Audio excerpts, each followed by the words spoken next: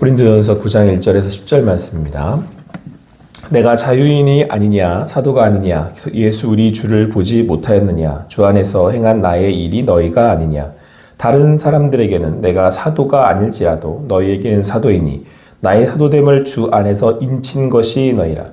나를 비판하는 자들에게 변명할 것이 이것이니 우리가 먹고 마실 권리가 없겠느냐 우리가 다른 사도들과 주의 형제들과 게바와 같이 믿음에 자매된 아내를 데리고 다닐 권리가 없겠느냐 어찌 나와 바나바만 일하지 아니할 권리가 없겠느냐 누가 자기 비용으로 군복무를 하겠느냐 누가 포도를 심고 그 열매를 먹지 않겠느냐 누가 양떼를 기르고 그 양떼의 젖을 먹지 않겠느냐 내가 사람의 예대로 이것을 말하느냐 율법도 이것을 말하지 아니하느냐 모세의 율법에 곡식을 밟아 떠는 소에게 망을 씌우지 말라 기록하였으니 하나님께서 어찌 소들을 위하여 염려하심이냐 오로지 우리를 위하여 말씀하심이 아니냐 과연 우리를 위하여 기록된 것이니 밭 가는 자는 소망을 가지고 갈며 곡식 떠는 자는 함께 얻을 소망을 가지고 떠는 것이라.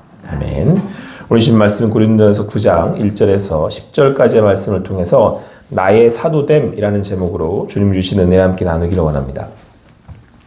이제 고린도 교회에 이제 여러 가지 문제들 또 교회로서 또 어떻게 성도로서 나아가야 할지에 대해서 이제 바울이 가르치고 또 훈계하는 그런 내용들이 나오고 있습니다. 근데 오늘은 특별히 바울이 자기 자신을 좀 변론한다고 해야 할까요? 계속해서 이 바울의 사도성에 대해서 공격하는 사람들이 있었습니다. 이제 왜 그러냐면 예수님에게는 여러분도 아시다시피 이제 그 베드로를 포함해서 제자들이 있지 않았습니까? 근데 그들은 예수님이 직접 이렇게 선택하셨던 제자들이었단 말이에요. 그래서 그 사람들을 다 사도라고 부릅니다. 예수님께서 부르셨고 예수님께서 보내셨다. 그런데 바울은 사실 예수님이 직접 부르신 제자는 아닙니다. 예수님이 갈릴리에 막 다니시면서 불렀던 제자가 아니에요. 그런데 이제 바울은 자기 자신을 소개하기를 바울도 역시 자기가 사도다, 사도된 바울 이렇게 자기를 소개하지 않습니까? 사람들이 계속 그 바울에 대해서 아니 당신은 예수님이 직접 부른 것도 아닌데 자꾸 왜 사도라고 그러냐고 당신이 무슨 사도냐고 이렇게 이제 공격을 하는 사람들이 있었다는 말이죠. 근데 이제 바울이 그런 자기 사도성에 대해서 이제 몇 가지 얘기를 해주는데 오늘 말씀에서도 이제 얼핏 나오지만 첫 번째는 예수님을 직접 부르시지 않았지만 다메섹으로 가는 도상에서 예수님의 음성을 듣고 바울이 회개를 하게 되죠. 다시 돌이켜서 이제 자기가 오히려 핍박했던 사람에서 예수를 전하는 사람이 됐습니다. 그러니까 이제 바울은 명확하게 예수님의 부르심에 대한 확신이 있는 거예요. 그러니까 바울은 나 역시도 예수님이 부르셨다라고 하는 의미에서 이제 사도에 대한 자기 사도성을 이야기하고 있는 거고요. 그런데 오늘 말씀에서 실제로 이 바울이 자기를 사도라고 얘기를 할 때 명확한 증거는 바로 이것이다. 이렇게 얘기하고 있습니다. 2절 말씀. 2절, 3절 말씀 같이 읽겠습니다. 시작. 다른 사람들에게는 내가 사도가 아닐지라도 너희에게는 사도이니 나의 사도됨을 주 안에서 인친 것이 너희라. 나를 비판하는 자들에게 변명할 것이 이것이니. 이제 바울이 이 고린도 교회 교인들에게 자기의 사도됨에 대해서 이제 이야기할 때 이렇게 얘기를 하는 겁니다. 근데 다른 사람들은 뭐라 그러는 것에 대해서 내가 이렇게 변명을 하지만, 이렇게 변론을 하지만, 너희에게 있어서는 난 분명히 사도됨에 대해서 흔들리지 않는다라고 얘기하면서 뭐라고 그러냐면, 나의 사도됨은 주 안에서 인친 것이 바로 너희야. 이렇게 얘기하고 있는 거죠. 그러니까, 무엇보다도 고린도 교회 성도들이야말로 바울이 사도라고 하는 것에 대한 증거가 된다는 거예요. 왜 그러느냐? 바울이 뭐라고 표현했습니까? 그 고린도 교회 성도들을 내가 복음으로 낳았다라고 표현을 했잖아요. 그러니까 이 고린도 교회 성도들은 바울이 직접 복음을 전하고 예수 그리스도의 말씀을 가르쳐서 성도 되게 하는데 바울이 사도로서 기여했다라는 거죠.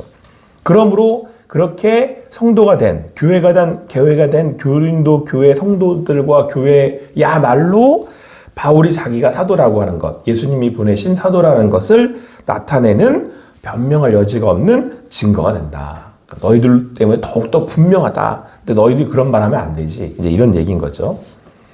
여기서 여러분 저는 우리의 그리스도인 됨과 또한 우리가 예수님이 보내신 그 사도로서 또 예수님이 보내신 제자들로서의 정체성이 여기 있다고 생각을 합니다.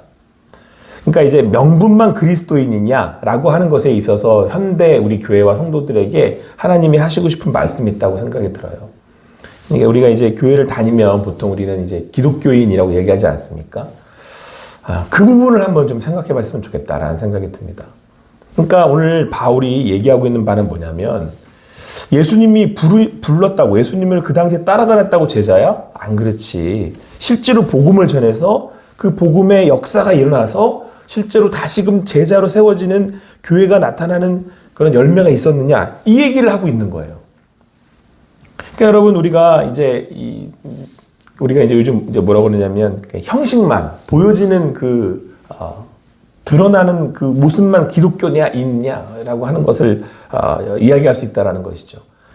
사랑하는 성도 여러분, 여러분들을 저를 포함한 우리 교회가 우리 성도들이 실제로 예수님을 믿는 그리스도인이라고 했었을 때 과연 우리가 그리스도인이라고 할 수 있는 이유가 어디에 있느냐라고 하는 것입니다. 실제로 우리의 삶에 예수 그리스도의 이 복음의 증거가 있느냐? 바울은 이것에 대해서 다시 한번 명확하게 얘기하고 있는 거예요. 자기는 있다 이거예요. 내가 복음을 전해서 내가 복음으로 낳은 성도들이 있다. 교회가 있다. 내가 복음을 증거하는 내 모습이 내 안에 있지 않냐? 이것만큼 명확한 게 어딨냐?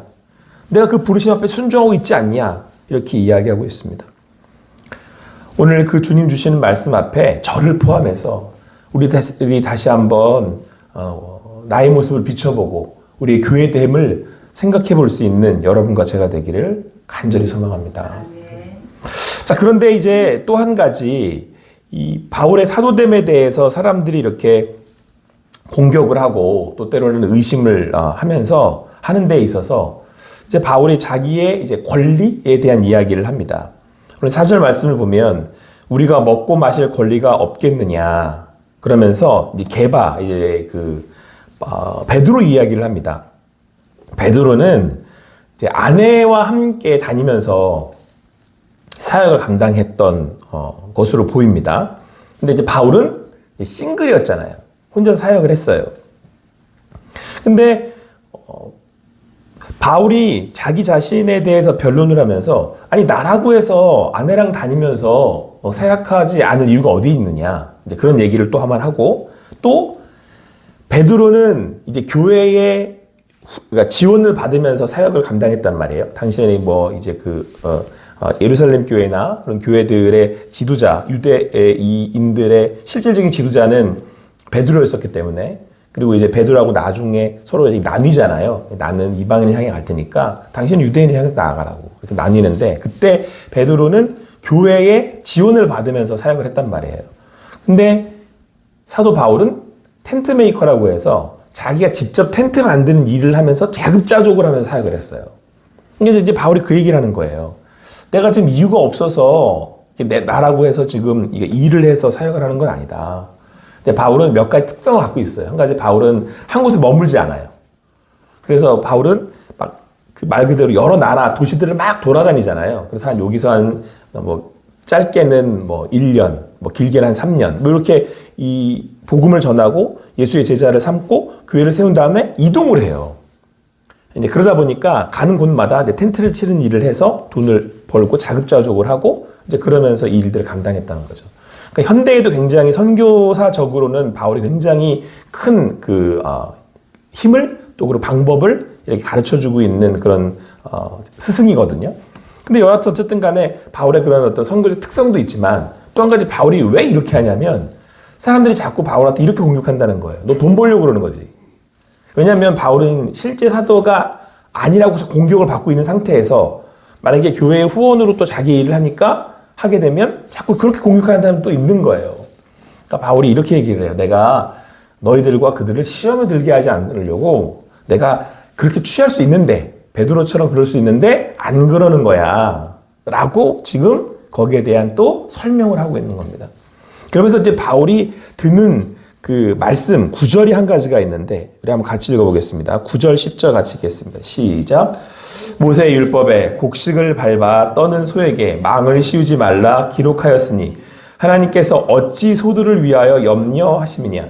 오로지 우리를 위하여 말씀하심이 아니냐? 과연 우리를 위하여 기록된 것이니 밭가는 자는 소망을 가지고 갈며 곡식 떠는 자는 함께 얻을 소망을 가지고 떠는 것이라. 그러니까 오늘 그 바울이 사실은 이거는 실질적인 어떤 그 사역에 또 실질적인 자기의 삶에 대한 공급에 대한 얘기를 하고 있는 거잖아요. 근데 바울은 이제 여기에 대해서 이야기하면서 뭐 나라고 지금 사도로서의 권리가 없겠어? 나도 사역하는 사람인데 사역자로서 내가 지금 거기에 대한 그 후원을 받는 게 나한테 그런 권리가 없겠어? 이제 이렇게 얘기를 하는 거예요. 근데 내가 그렇게 하지 않는 이유는 이런 거야라고 설명을 하면서 이제 말씀 모세 율법을 인용하는데, 그러니까 이제 밭가는 소에게 망을 씌우지 말아라. 소를 먹이면서 소를 잘 먹여서 일을 하게 해야지. 이제 거기에 대한 말씀을 하고 있는 거예요. 자, 그런데 이때 바울이 뭐라고 얘기하냐면 하나님께서 어찌 소들을 위하여 염려하심이냐. 그러니까 하나님이 먹이신다는 얘기죠. 그리고 오로지 우리를 위하여 말씀하시는 것이 아니냐. 밭가는 자는 소망을 가지고 갈며 곡식 떠는 자는 함께 얻을 소망을 가지고 떠는 것이 아니냐. 그러니까 이 모든 것, 그러니까 소를 가지고 밭가는 사람이든 또 곡식을 떠는 사람이든 다 뭘 가지고 있다는 거예요. 하나님께서 먹이시고 입히시고 인도하신다는 소망을 가지고 간다는 거예요. 여러분, 여기에 사실 바울의 사도됨이 있어요. 그러니까 먼저는 바울이 실제로 자기가 예수를 전해서 그 복음의 제자들을 낳았다라고 하는 명확한 그 사도로서의 그 충성된 삶의 자리가 자기에게서는 사도됨이라는 거죠. 여러분, 사실 이런 사람이 강한 사람들이에요. 그러니까 명분이나 실질적인 어떤 권위가 자리가 아니라 실제로 내가 사도로서의 삶을 살고 있느냐. 여러분, 이게 내적으로 내가 강한 사람들인 거예요. 강한 사람들. 여러분, 진짜 이 세상에서 이 사람은 참 강한 사람이에요 라는 사람이 누구냐면 엄마예요. 엄마. 엄마는 상황을 불문하고 자식을 어떻게 해요? 먹여 살리잖아요. 먼 수를 써서라도. 그건 진짜 엄마인 거죠. 그죠? 여러분, 내가 그리스도인이라고 했었을 때 참 그리스도인은 어디를 가도 그리스도인인 거예요. 내가 뭘 해도 그리스도인인 거예요. 돈이 많으나 적으나 관계없이 그 주님의 사명을 감당할 때 그리스도인인 거예요. 자, 그리고 또 하나, 우리의 소망이 이 땅에 있는 겁니까? 하늘에 있는 겁니까? 하늘에 있는 거잖아요. 우리 먹이시는 분이 사람이에요? 하나님이에요? 아니, 하나님이시잖아요. 네. 여러분, 우리가 그리스도인이라고 했었을 때 우리의 이 그리스도인의 자존심, 그러면 좀 이제 어폐가 있는지 모르겠지만 사실 뭐 자존심이라고 하는 단어는 굉장히 개인적인 거니까. 그런데 여러분, 내가 이 세상에서 잘 되고 못 되고가 내 그리스도인으로서 내 중심이 거기에 있는 거 아니잖아요. 여러분, 제가 목회를 할 때 저는 목사인 이유는 그리스도인이기 때문이거든요. 먼저 그리스도인이기 때문에 제가 목사의 일을 하는 거잖아요. 하나님으로부터 부르심을 받았기 때문에. 제가 여러분 예전에도 한번 말씀드렸습니다만은 그 요르단 암만의 김현성 선교사님이 모슬림 선교를 하시는 분들을 보면 매 20년 30년 되는 성도가 대체 안 늘어요. 거기 나라에서 늘 수가 없어요. 그 나라에서는 그 사역 자체가 그냥 하는 것 자체가 거긴 사명이에요. 너무 지쳐요. 20년이 지나도 성도가 3-4명밖에 안 내요. 했다가 또 돌아가고 다 도망가고 막 이렇게 하고. 엊그저께 우리 저기 튀르키예에서 또 사역하고 계시는 김주영 형사님이 그러시잖아요. 그렇게 세우려고 10년 막 이렇게 제자 훈련을 하고 협력을 한 가정이 결국에는 나는 그냥 지도자는 못하겠습니다 라고 해서 물러났다잖아요. 마음이 너무 아프다라는 거예요. 열매가 안 생겨요. 자, 그럴 때 이 선교사님들이 시리에 빠져요. 왜? 뭐가 안 나타나니까. 열매가 안 나타나니까. 그러면 어떤 마음이 되냐면 내가 능력이 없는 건가라고 하는 그런 그 이 시리에 빠진단 말이에요. 자존감이 떨어지는 거죠. 일단 내가 뭐 능력이 없는 건가? 또 한 가지는 자기가 이제 무시당한다고 느끼는 거예요. 사람들한테. 네? 그때도 김현성 선생님도 그때 소망이라는 단어의 이 말씀을 우리에게 전해주셨거든요. 우리에게 소망이 어딨냐는 거예요. 소망이. 나의 나됨이 어딨냐는 거예요. 오늘 이 사도 바울이 얘기하고 있는 거예요. 사람들이 자꾸 자기를 공격해요. 너 사도 맞아? 능력을 보니까 베드로처럼 안 되는데? 이 자꾸 공격을 해요. 근데 바울이 뭐라고 얘기하냐면, 야, 내가 말 없어서, 할 말이 없어서 가만히 있는 게 아니야? 그러면서 막 얘기하면서, 근데 우리의 소망이 어디 있는 건데? 곡식을, 이게 밭을 가는 소나, 밭 갈기 하는 그 사람이나, 에? 가지고 이 갈미와 곡식을 떠는 사람이나, 우리의 소망은 우리를 먹이시고 입히시고 인도하시는 어디에 있다? 누구에게 있다? 하나님께 있다. 나의 나됨은 어디에 있다? 하나님께 있다. 그래서 바울이 여러분 멋있는 말 하잖아요. 내 겉사람은 날로 후패하지만 내 속사람은 날로 새롭습니다. 할렐루야. 여러분 뭐 여기 다 저보다 제 인생 선배님들이시니까 인생은 어디로 가요? 계속 후퇴하잖아요. 에? 우리 육신은 연약해지고 약해지고 그러나 우리가 날로 새로운 것은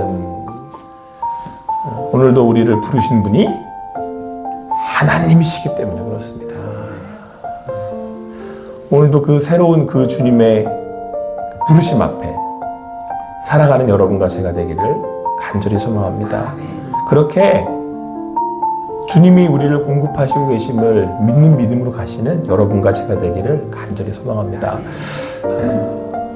제가 분명히 저는 점점 약해지고 있는 것 같아요. 육신적으로도 그렇고 상황적으로도 그렇고 앞으로 더 그러지 않을까라는 생각이 드는데, 근데 그 바울의 일체의 이 비결을 제가 우리 바울 선배님한테 오늘도 배워야겠다는 생각을 제가 이렇게 했습니다.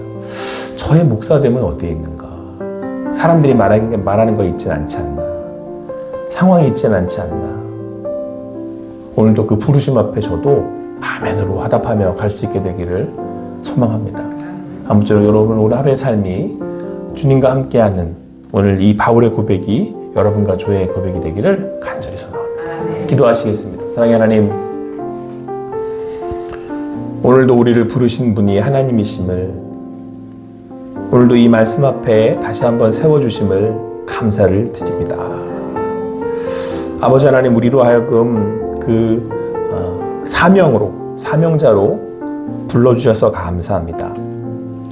그리고 하나님이 부르셨기에 앞으로 우리가 살아가는데 그 먹이시고 입히시고 인도하실 분도 하나님이심을 믿음으로 고백합니다.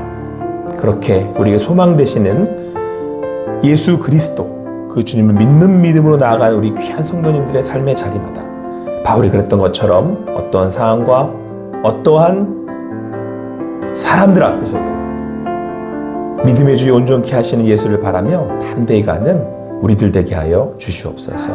감사하며 모든 것 주님께 맡겨드리고 예수님의 이름으로 기도합니다. 아멘.